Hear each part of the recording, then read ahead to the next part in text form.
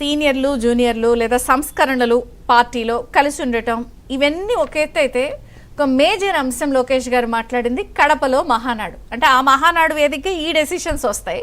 But కడపలో మహానాడు పెట్టడం అనేది ఎవరెవరికి ఎటువంటి మెసేజ్ వెళ్తోంది?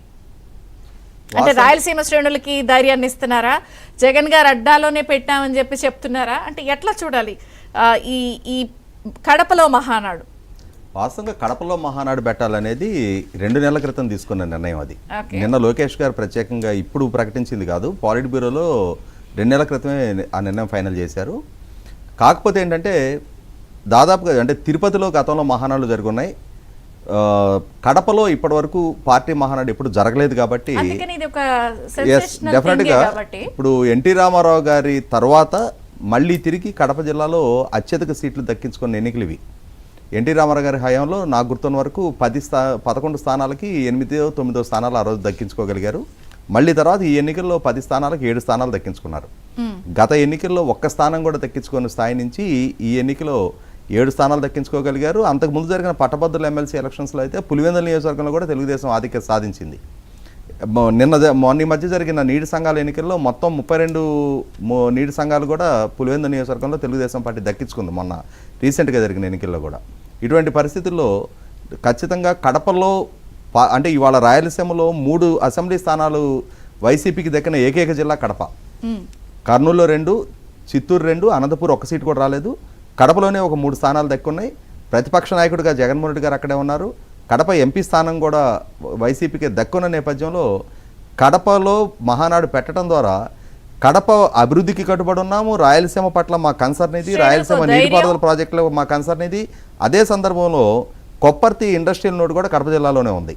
కడప జిల్లా అభివృద్ధి పారిశ్రామికీకరణ పరంగా కానీ నీటిపారుదల రంగాల కేటాయింపుల పరంగా కానీ మా ప్రాధాన్యత ఇది, కడప అభివృద్ధికి మేము కట్టుబడి ఉన్నాము, ఓవరాల్గా రాయలసీమ పట్ల మా కన్సర్న్ ఇది అని ఆ వ్యక్తీకరణ చేయడం కోసం కడప ఎంచుకున్నట్టుగా ఉంది.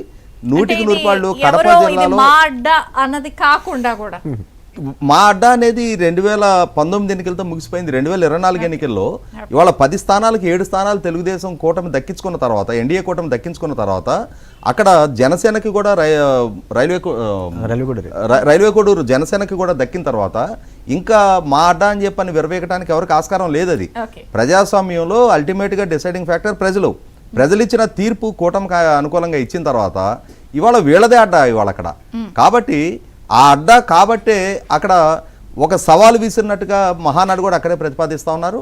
ఖచ్చితంగా మనం ఆ కడప శాసనసభ్యురాలు మాధవరెడ్డి గారిని కూడా చాలా తప్పనిసరిగా చెప్పుకొని తీరాలి. ఇందాకే బుచ్చి చౌదరి గారు చెప్పినట్టుగా కొత్తగా మహిళలు వచ్చారు, చాలా విషయ పరిజ్ఞానంతో పోరాట పట్యం ప్రదర్శిస్తున్నారని చెప్పిన అసెంబ్లీలో వాళ్ళ పెర్ఫార్మెన్స్ గురించి కూడా చెప్పారు కదా. ఇవాళ మొట్టమొదటిసారి శాసనసభకి ఎన్నికైనా కూడా ఇవాళ ఆమె పనితీరు కానీ ఆమె వాగ్దాటి కానీ ఈ మధ్యకాలంలో నేను కూడా ఒకసారి కలవటం జరిగింది. చాలా విషయ పరిజ్ఞానంతో ఎక్కడ రాజీ లేని ధోరణి ప్రదర్శించే అటువంటి శాసనసభ్యురాలు ప్రాతినిధ్యం వహిస్తున్న ప్రాంతంలో మహానాడు నిర్వహణ చేయడం ద్వారా 100% ఒక మంచి నిర్ణయం తెలుగుదేశం పార్టీ తీసుకుంది. అలాగే ఆ జిల్లాలో ఇప్పటికే మంచి ఫైటింగ్ స్పిరిట్ తోటి 7 స్థానాలు దక్కించుకున్న శ్రేణుల్లో మరింత మోరల్ బూస్టింగ్కి కూడా ఈ నిర్ణయం ఉపయోగపడుతుంది.